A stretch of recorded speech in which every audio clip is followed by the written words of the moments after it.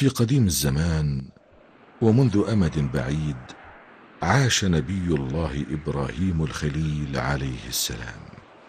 كان سيدنا إبراهيم ذكيا لماحا، فلقد وهبه الله رشده وهو صغير. كان إبراهيم وهو صغير لا يؤمن بما يعبده قومه، وكان يبحث عن الإله الحقيقي.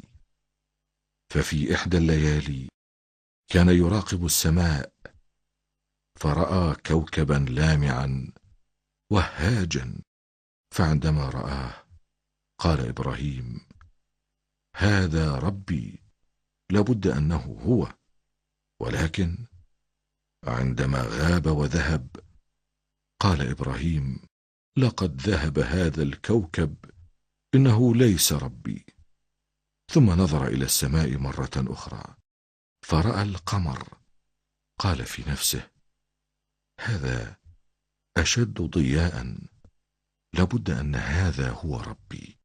ولكن عندما غاب القمر قال في نفسه: لئن لم يهدني ربي إليه لأكونن من الضالين.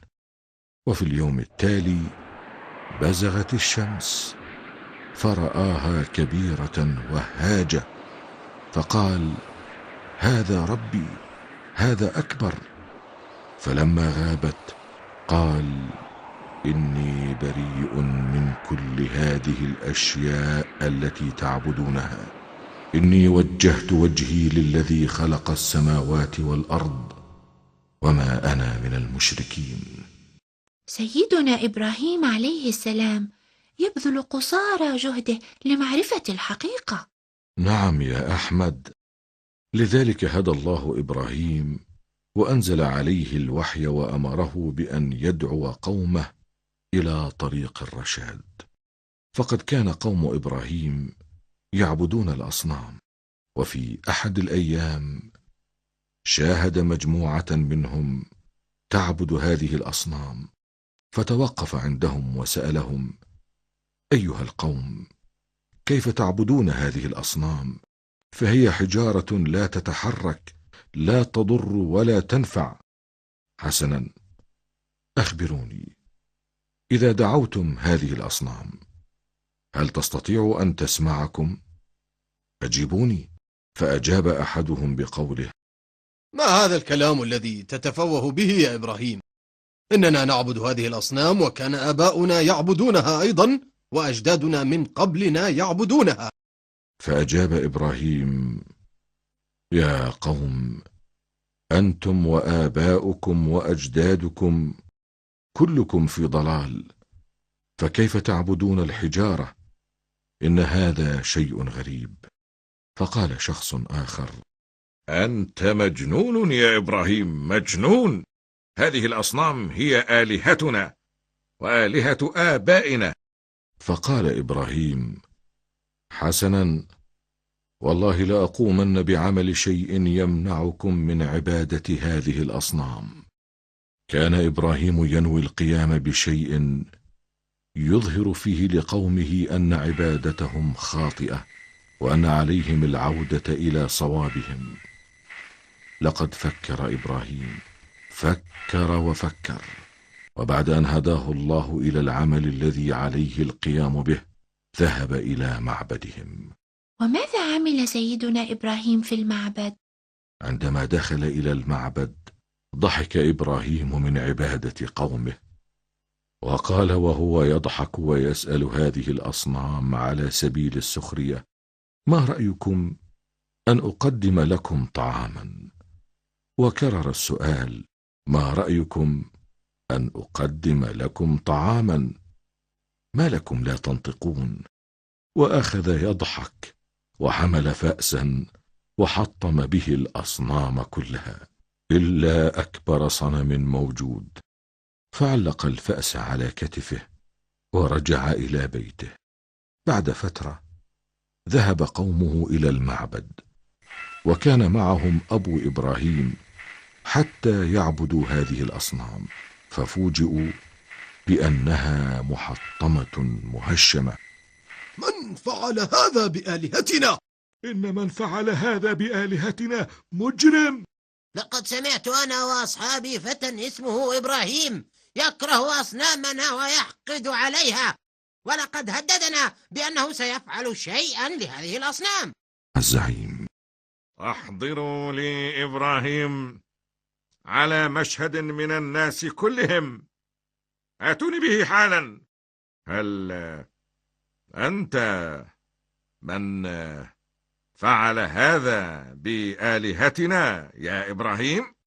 أنكر إبراهيم لغرض في نفسه وقال مستغربا: أنا من فعل هذا؟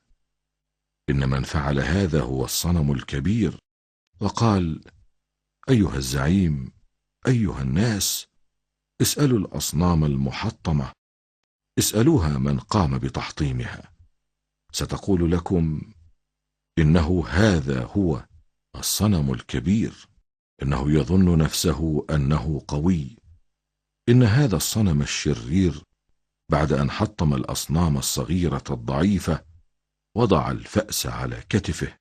كان الزعيم والناس يسمعون حديث إبراهيم وهم مستغربون، لأنهم يعرفون في قرارة أنفسهم أن هذه الأصنام لا يمكن لها أن تفعل ذلك.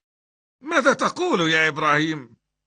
إن هذه الأصنام لا تتكلم ولا تتحرك. وهنا تأتي حكمة إبراهيم في أن يوضح لقومه خطأهم. فقال إبراهيم وبصوت قوي: بما أنكم تعرفون أنها لا تنطق ولا تتحرك، وعندكم العلم بأن هناك شخصا ما قام بتحطيمها ولم تستطع الدفاع عن نفسها، فكيف تعبدون من لا يملك دفع الضرر عن نفسه؟ فهذه الأصنام أيضا لا تستطيع نفعكم أو ضركم. فعرف القوم هنا أن ما يقوله إبراهيم هو الصواب، ولكنهم بدلا من الرجوع عن ضلالهم وغيهم اشتد بهم الغضب وتمسكوا بخطئهم. وصاح الزعيم: ويحك ويحك، كيف تفعل هذا بآلهتنا؟ أيها الناس، أيها الناس، أوقدوا نارا كبيرة سنحرق إبراهيم فيها. أحرقوا إبراهيم، ألقوه بالنار.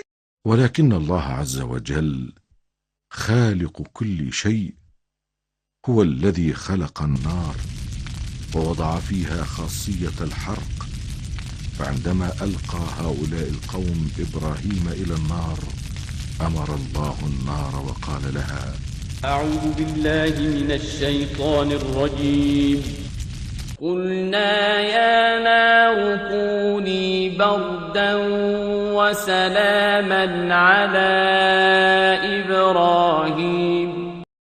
وبالفعل لم تؤذ النار إبراهيم، ونجا من بطش قومه وضلالهم. وهذه القصة تعلمنا التفكير السليم والمثابرة في تحقيق الهدف. توفي إبراهيم الخليل في فلسطين، حيث تولى دفنه ولداه إسماعيل وإسحاق عليهما السلام. إن هذه القصة ممتعة جدا، ونستفيد منها الكثير من العبر.